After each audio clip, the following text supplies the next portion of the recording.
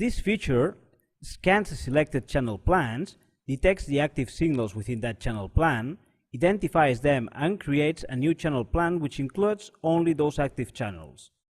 This is very useful if you need to run a data logger and you do not want the meter to unnecessarily run across all the empty channels in a channel plan such as the CCIR.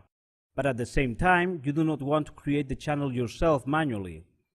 In that case, the channel plan exploration is a vital shortcut. First of all, we need to select the channel plan over which we will launch the exploration process. For the sake of simplicity, we will use a channel plan including only 6 channels, terrestrial channel test. We will access the exploration tool by pressing F3 and selecting Explore Channel Plan. This tool will automatically start exploring the selected channel plan.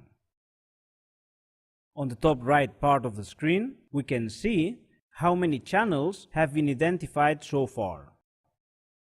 We can skip the exploration of a specific channel pressing F2 Skip and cancel the exploration process pressing F1 Cancel. Once the exploration process is completed, we can mark or unmark any of the identified channels. This will specify which exact channels will be included in the new channel plan we will create by pressing F1 Save.